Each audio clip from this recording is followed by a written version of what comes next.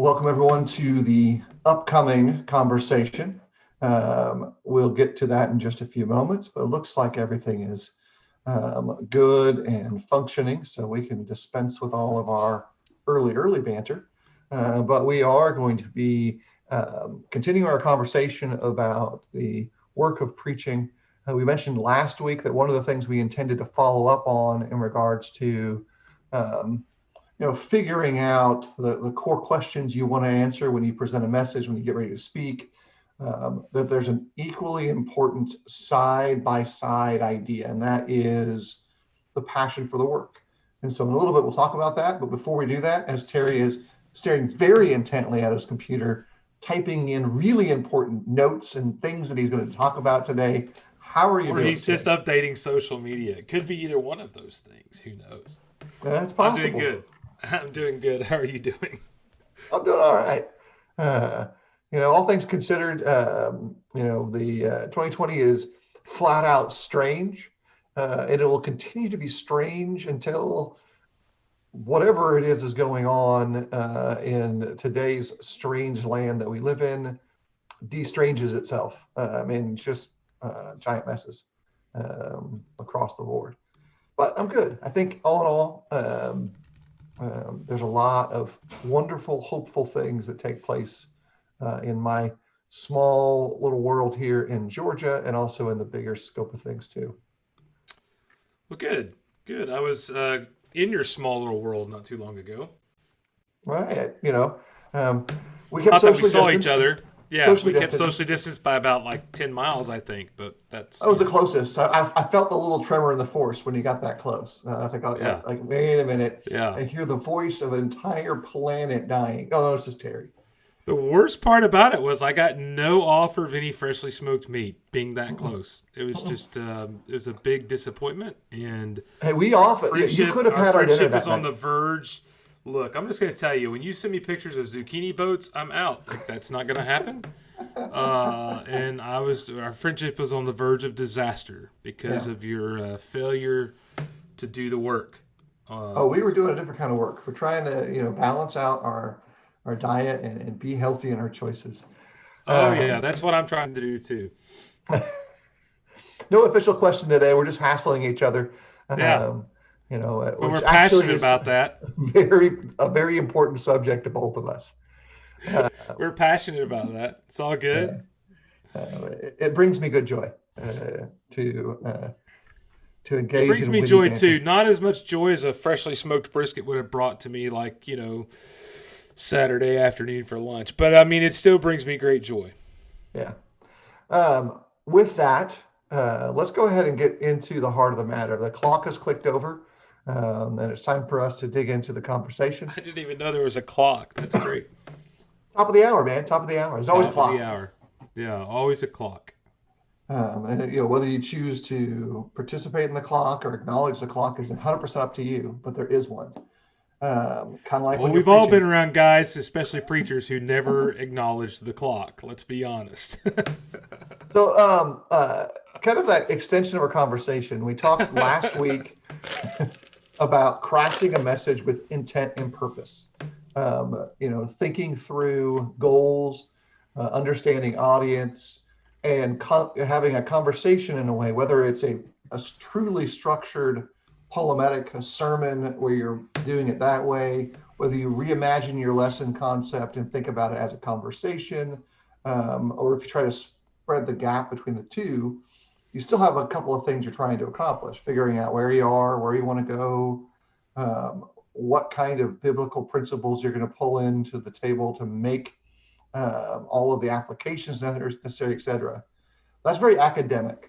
There is an existential side, there is an emotional side to those things, but in the end, that's a lot of formula, and it can at times become formulaic, where it's like, well, here's the sermon again, and it feels and sounds just like the sermon a month ago, 2 months ago, a year ago.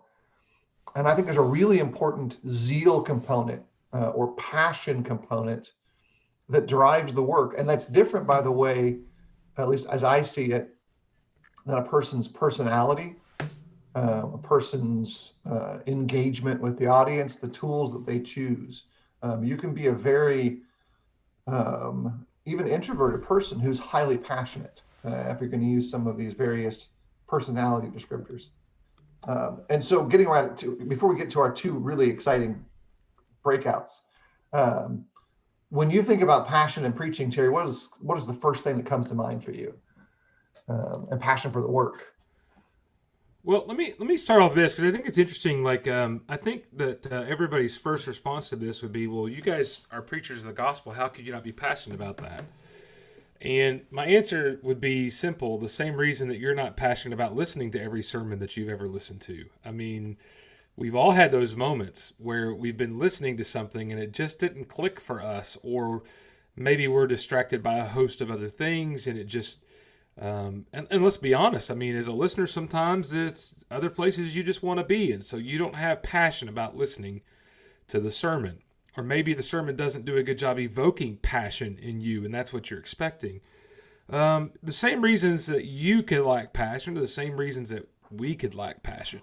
And so I just want to kind of throw that out there at the beginning, that this is not something just automatic because we're sharing good news. I mean, I wish it was that easy, right? Don't you feel? I wish it was so easy that I just read the Bible and I just feel passionate about it. But I don't. I mean, and the other way to illustrate that is turn to one of the genealogy listings and tell me how much passion you have when you read that. I mean, for most of us, we skim over those and don't even read them. I mean, I've been very open about the fact that, I've read through the reader's version of the Bible in Genesis one time, and I was halfway through the genealogies before I realized I was supposed to skip over that stuff because that's not what you read. And there's a lot of good stuff in there, right? But normally we're just not passionate about that. So I just throw that out there to say, it's not that easy. And sometimes, depending on all the other things going on in our life, it's really hard to have passion. It really is. And so I just want to kind of set that groundwork before we get into that, why this is even important. Stress, anxiety, maybe it's just difficulty. Look, the culture of our world today, I got to be honest, it's kind of hard sometimes to just wake up and be, man, I'm really excited about living in this world that I'm in. So all those things affect us. I just think that needs to be thrown out there. That's just kind of the world we live in, and it's very difficult at times. So maybe start from there. So you seem to want to talk. Well, here's the things I think about. Sometimes you probably heard the same phrase. If you can keep from preaching, don't preach, or something like that. If you don't have, and Edwin brought up a book by Stephen Smith, Dying to Preach. Not Stephen A. Smith, but Stephen W. Smith. Very important distinction, by the way. Right. There is a certain level of zeal or drive that undergirds a person to ask the question and answer the question, I have something that needs to be said. And that's something that could be as small as going to a friend and saying, hey, would you like to sit down and read the Bible together? It could be as bold as one of the prophets of the Old Testament, where you're willing to endure the suffering of ridicule and shame to engage in radical behavior that's different than the norm. And all of those things are motivated by zeal or passion. And so I think about that first. But then I also think about, all right, how do I, once I've kind of gathered my understanding of myself, how do I make sure I don't run out of the zeal and steam that I'm building within myself? And that's kind of more where my mindset is with this. Sure. Because we've got to have, like, if you've made the leap to go from, I've got something to say, to I'm going to say it, then now you're in a different world. And so a couple of things quickly come to mind in the sense of how to maintain that and, in fact, sustain it. And number one, learn to pace yourself. And that's hard. I know I don't do it well. And I say well in the sense of consistently. But there's some great things you can do to sustain that zeal. And number one on the list is find people who are encouraging to you and either keep them as friends or make them your friend. And look, you can do that. It's not like just in kindergarten where your mom tells you, "I want to be friends." Well, go ask and play somebody. Literally, it's basically the same thing. If you see someone who's encouraging to you, go and say that to them and tell them that, and then maintain or build a relationship with them and get that value of commitment to spiritual causes stronger in your life. That's not like the first thing that comes to mind. I've got two other things. I got 5 fingers, but I'm only going to use 3. Well, because every good sermon has 3 points. Um, I think relationships are very important. I think another thing that's important about developing and keeping the passion is just learning. I mean, I think that's one of the things that you have to understand is that the Bible has a lot of depth to it. I make fun of you for unpacking everything to different layers, but there is some truth to that. And the older you get, the more layers you can unpack along the way. And as you do that, you see things differently that you've not seen before. And that in itself builds a passion within you to try to help other people see the same. And sometimes, by the way, I think what's interesting about that is just because, and you and I have talked about this, Edwin and I have talked about this, just because you may unpack something and see something a little more deep than you had seen before doesn't mean you rush out and preach about it. I mean, that ties into our thing last week about the idea of focus. But that still develops a passion within you that you try to kind of convey, especially to your audience when you are preaching or teaching. You try to convey to them just the passion for learning more about the Scripture and to be able to kind of have this unquenching thirst for more knowledge. So you can think of these things in a little bit more depth. Look, if all you do is preach the same sermons and you have this kind of file cabinet of 3.5, 4 years worth of sermons, and you move churches every 4 years because that's that's the entirety of your catalog, and that's what you do, that's going to get old really quick. That's not going to last. I mean, learning how to see things differently, at a different depth, at a different level, is, I think, one of the key ways to really keeping your passion. And by the way, I think that's strongly related to the first thing you've already said. I think one of the ways we encourage each other, whether it's me and you or me and Edwin or Salts or whatever, is in those relationships, in our discussions, we have this relationship that not only encourages us, but sometimes helps us find those other things that we haven't seen before. So those things are all tied together pretty strongly. But I think that's really key to the idea of passion. Right. And so if we're going to textually connect it, it's essence saying find someone in a relationship that will sharpen your sword. Right. Iron sharpening iron. iron. Yeah. Right. So find that level of relationship and be a communicator, be like a committed part of it. Like you're not just receiving, you're going to be giving too. And so build that. Second thing that I think is important for me in the sense of building or maintaining or keeping that passion is actually really simple. If Jesus took naps, you can take a nap too. A little comedic, but I think it's really specific. And Terry and I were talking earlier, like I'm not naturally a nap person. Because my brain starts going, and then I lay down, and if it's not bedtime, then I'm up doing stuff. And so it's a metaphor. Think about things that can relax you, that will allow your mind, your spirit, and your person as a whole combination of all the aspects of you are to restore. Whether it's a hobby, whether it's sitting in the woods, whatever it might be, cultivate that part of your life too. And I'll add one more thing. It's kind of in the first bracket. It's kind of in the second bracket.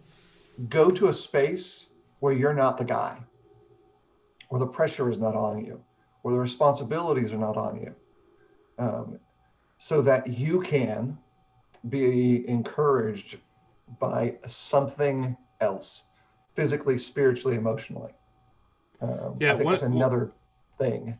Yeah, one of the things that I did for quite a while when I could, I don't have the ability as much as I did back then, but one of the things that we did, especially in the summers, was we went at least one day a week to the lake. and we have access to a pontoon boat, and we can be out there all day, pretty sustained with food and everything. And one of the reasons for that was a version of our nap at the time. We got away from home, we got away from the phone and from email because, especially on the lake we would go to, the phones just don't pick up very well. And we would stay out there for sometimes 6-7 hours just to get away. And now my family's more of a fishing on the lake family instead of a tubing on the lake family. That's kind of our thing. But we would just float around and we would drive around, we'd fish. And that allowed us time to really kind of rest, in a way to get away from everything. And you jokingly said that if Jesus needed to nap, we do too. I mean, look, the Lord, and I'm talking about this, God did not really need to rest on the seventh day. That was more of a lesson for us to understand the need to rest, period. And the Sabbath, in the sense being made for man, is that idea that we all need that time to rest. And so I think that's powerfully important to everybody to take the time to be able to rest. Yeah, and the third positive thing on my list, you see, you've got that encouragement, you got that relationship aspect, you've got rest, is learn to delegate. And I don't just mean like tell others to do. What I mean specifically is to trust someone to do something in parallel with you and be okay with it.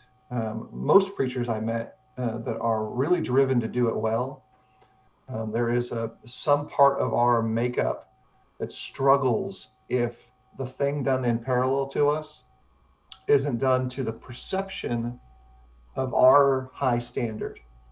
When in the So let me break reality that down, is, what you're saying, because you're being nice. Most of us are control freaks. I am being a That's little it. nice because that's my Yeah, job sometimes. yeah. And Uh, and look, that's okay. I mean, look, I'm a type A personality. You are. I'm probably stronger than you. That's not a bad thing, but you got to learn to control it. Sometimes that means letting go. Like let somebody else do things. it's fundamentally okay if the tasks that have been spread to the team that leads in a local church or in the teaching environment you might be in teaches in parallel to one another and leans into the strength of each part. And so, yeah, the guy doing this job might be new at it. Maybe this is his first go at this kind of task. He will get better. His first time will not be like the next time. And so I think of the three things, the third one's the hardest, Yeah. is to take your hands off the wheel a little bit. Now, I'll tell you though, once you do that, then there's great value to it. Like once you let it go and allow someone to drive that part of the project or the process, you will begin to see improved results in your attitude, in your commitment. And by the way, in addition to Edwin's book recommendation from Stephen W. Smith, there's a book, I think it's Building Zeal by Philip Shoemake. Maybe it's Maintaining Zeal. It's pretty good, easy class/read. And so if you want to use a study book, you can. If you just want to read through it, I found each of the points that are in there It's worthy of lifelong pondering. zeal, by the way. Lifelong zeal. Memory is not my thing anymore. I can remember Yeah. pictures, not words. Um, so those are three things that I think all fit into the idea of how do we fix this part of our life in a way that we don't allow our cup to run out. But then there's the other thing, which is the other half of the dialogue, and we've got a little time for that too. And these are factors, and I'm narrowing my focus down to things we do to diminish our passion. Um, and the first thing on that side of the table that's important to me in that conversation is a lot of times we lie to ourselves. Leadership is self-deception. I'll say it before Edwin types it. I was going to toss it out there, so it's okay. We're all big fans of the Harbinger Institute, so it's Well, it's there not you just go. it's just like once you get slapped by the facts. Okay, so how often do we lie to ourselves? Well, we lie to ourselves when Every we, day. well, every day. But in this context, here's one that actually ties to something else. And I hate to do this; it really hurts. Edwin said that was good. He talked about in a post a couple years back about being fair with the idea about what causes a congregation to gain increase. And if God says that through inspired writers, that one person plants and another waters, but God gives the increase, then whatever increase takes place is in God's edge of the realm. But we lie to ourselves. I know Terry and I sometimes do this too. And we can say, well, if we do these 5 things, the church will grow. Well, if we do these 5 things, we'll be watering and sowing. But the growth comes through the providence and power of God. And so he handles that. But we lie to ourselves and we say we can control the speedometer and we can control the levers. So that's like top of my head thing. I got 2 other things too, but that's like the top of my list of like, these are things we do to ourselves and that'll suck our joy out and our passion in a heartbeat. Yeah, so I'm going to go a little bit different route here off the bat, and it's, I think, important. But one of the ways you will lose your passion is if you don't take care of things at home. And I think the reason that's so important is because home life is such a vital part of who we are. And if you abandon home life to invest yourself into this work, and if you're not careful, you will convince yourself that that is a better choice. And it's just not. You have to balance these things. But if you neglect your family and you neglect your kids, and especially if you neglect your wife, you put a crack in the foundation of your work. You lose your greatest support system. And in the process, that will create a lot of misery in your family and in you that will actually have a very negative impact on your work. And I think sometimes we don't make those connections and applications that is so important to what we do, but it is extremely important to your work. Bad home life leads to bad work life, just period. So you got to learn to balance all those things. Part of that is learning to say no. I know when I did my internship many moons ago, one of the books that I had to read was by Gordon MacDonald called Ordering Your Private World. And part of the point of that was to learn how to prioritize, learn how to say no to certain things that I can't do that. Preachers, especially when you're young, you kind of have this idea. It goes back to also the delegating that you have to do everything, that every time you're offered some opportunity, you have to say yes, that you can't say no. And that's just not true. Sometimes, there's times I've been invited to somebody's house. You feel like you got to go. Sometimes it's better to say, no, I'm sorry. I just can't do that. We've got some plans as a family, and that's what we need to do right now. So make sure you invest yourself in your family. That's manifested a lot of different ways. For me and my family, that's probably more playing nerds or watching a movie together. For Edwin's family, that's playing some weird board game that takes 18 hours.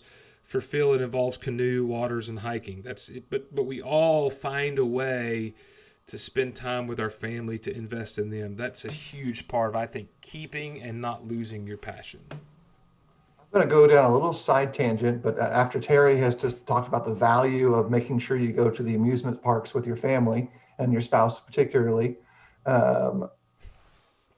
there's one other thing, and this Subtle. there's a request of our brethren. And talking to a lot of guys who preach, one of the most challenging times for men who preach is in transition, leaving one work, going to another one. And I can hone it down as an illustration down to the tryout or test the waters conversations. Please, please, please be okay if the preacher says, yeah, I don't think my kids are going to come to the tryout. Maybe my wife will come, maybe my family will come, but whatever answer they give you, be okay with that. Further, be okay to go to them and say, look, we know you probably have a good family. We're here to hear you preach and teach and get to know you. Let's space this out a little bit. And the first time you come meet everybody, your family should stay home. Here's why. 8-year-old kid, a 6-year-old kid, a 17-year-old kid does not want to be a prop to an audience that they don't know. And the biggest thing you can do to sap the zeal of the spouse of a preacher is make the preacher's wife and kids feel like they're set decoration for their dad. And so this is a request. Yeah. And if I was on the table of a congregation seeking an evangelist, I would probably shift it from a request to a tell the guy. If we have you come preach a second time in this process, maybe then we'll want your family there. But the first time, we don't want that pressure on you. We want you to preach. And if you feel like you need them there for your message and your work, that's your choice. But I would tell them, hey, this is my understanding and experience. Because it's hard. Yeah. That's probably a whole another discussion about the whole tryout process to begin with, which I New think is topic next broken. week. Yeah. I'll just throw this out there. Like when I've done this the last couple of times, I didn't really try out. We went to meet the group because it was pretty much already understood that was the decision it was going to make. I mean, don't parade your family around. Don't even parade yourself around. Like I said, that's another thing. But we live in a time where if you want to hear me preach, you can literally pull up hundreds of sermons online and hear me preach. You can even watch me preach at this point. Same with you, Phil. Mm-hmm. You know, if it's just about what I do, we can interview a lot of that. We can do that like we're doing this now today. That whole tryout process is an antiquated process to begin with, but to parade your children and family and use them as props is something that should be avoided. Yeah. And look, there are wonderful brethren who I know across the U.S. who that's the experience they've had as church members and church leaders. They're used to having 4 or 5 guys come in and preach for them. And I get that it's hard in those contexts to get to know those guys. And so you want to see them and you want to see their families and you want to ask those good questions. There are ways to do that in a non-damaging environment to the wife, to the kids, and to the church.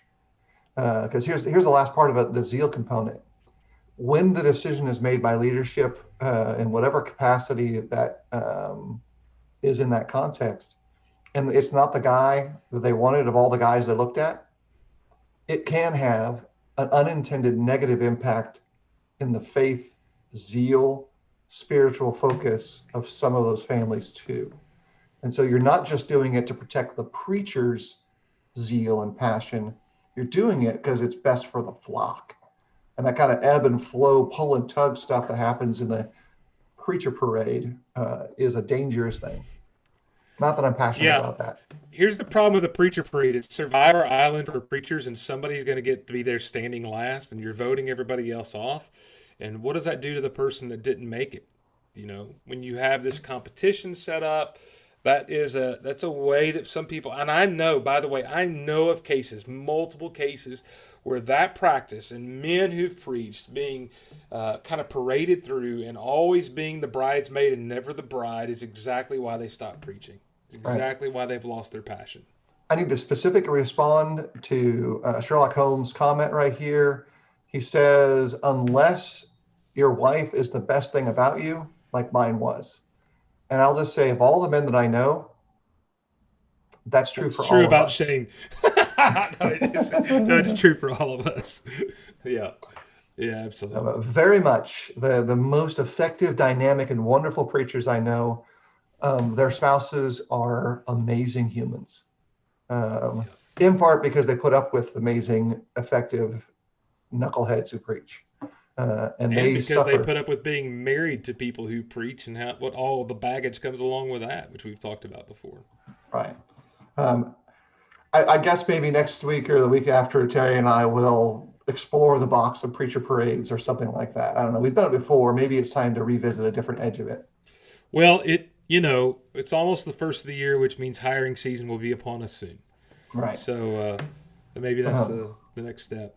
there's some great healthy things you can do. I'll just say that. Here's one more thing that's a danger to zeal, and it is providing unequal weight to the challenges that come up. And here's what I mean. The world's going to be after us whether we preach or not.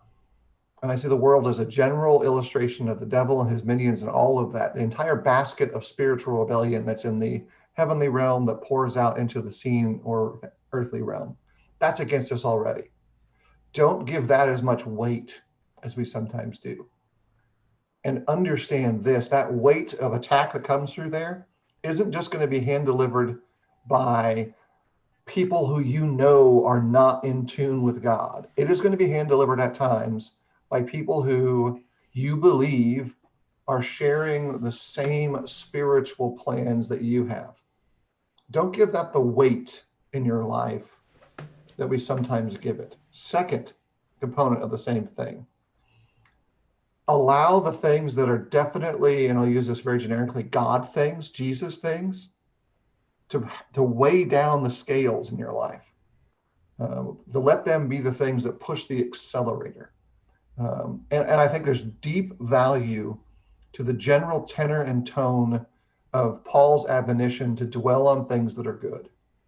Um, I am a huge advocate for cutting cable news out of your life and finding a way to get your information at a pace that your heart and brain can give balance and space to. I think that's a powerful thing to do, but also to learn to find encouragers that in that same space and give them the weight that they need too, because you got to have that balance better. Yeah. Terry, what about you? Well, I guess one last thing I would add in the last couple of minutes we have is learn to just filter out what matters. I mean, if I was going to get, and there's been times where I did, where if I was going to give the same weight to every piece of criticism that's ever been said about me, then burnout is the only possibility at that point. That's just how that is.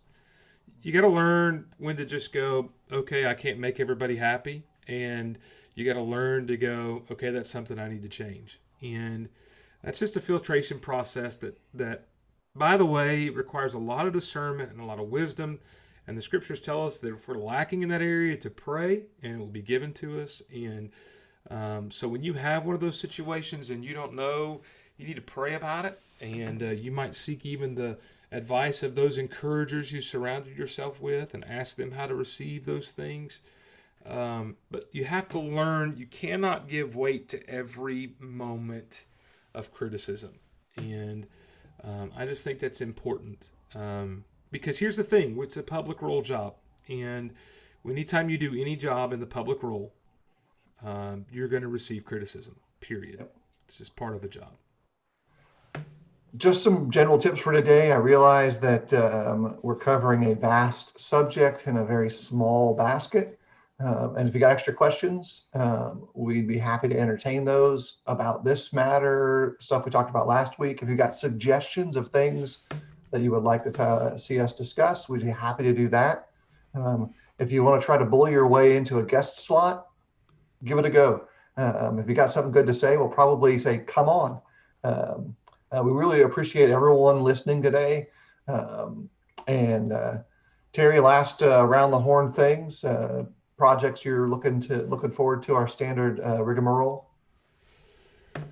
Oh, I just let me throw this out there because it's kind of public. I just would encourage our buddy Jared Saltz has been exposed, and I just throw this out there to pray for him, but more importantly for his daughter Abigail. For those who don't know, Abigail has a pretty serious condition, and this puts her at high risk. And so I just encourage everybody to pray for Abigail and for their entire family. I think that's had been heavy on my mind since I found out. I'm sure yours too, Phil. So I just want to take this time to encourage people to do that this week.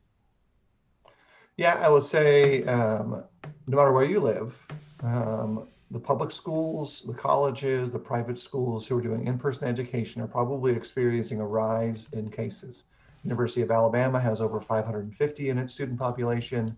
Every public school near us has the same thing, both college and K through 12. And Florida College is experiencing its own, season of challenges with COVID-19 and the related health matters. Everybody needs prayers. And obviously, most specifically, those who are immunocompromised in the student population. And then there's some who are in that case, and then Jared and his family. Abigail's SMA brings about some specific respiratory concerns that would be highly agitated and very difficult with a respiratory disease like COVID-19. Plus, Jared is now isolating himself from his family during the course of a physical move and trying to teach 2 weeks of classes online, which he despises with every ounce of his being, but he does it because he cares. Well, I and don't know about that much. he's also one of the professors that even when he's doing that, still tries to do that like a regular class. And so, I Mhm. mean, Jared's zeal and passion for his role as a teacher is one that's affected both of our sons, and we're very appreciative of him. We know it's tough on him right now. Yeah. And by the way, it's tough on Catherine, his wife. I mean, there's a lot that goes on. She's carrying the burden while he's having to self isolate. So, again, just want to throw some prayers their way. Yeah. Catherine is easily twice as smart as Jared, and most obviously twice as forbearing and patient. So Truly, his better half. yeah, better 2/3, better Per, 2/3. maybe 3/4. Yeah. Truthfully, All right, everyone. We want to thank you for that. Nick, some great comments in the chat there, as well as Edwin. If folks are looking at this later, you can read those there. Take care, everybody. Have a great day, and may God bless you as you seek to serve Him.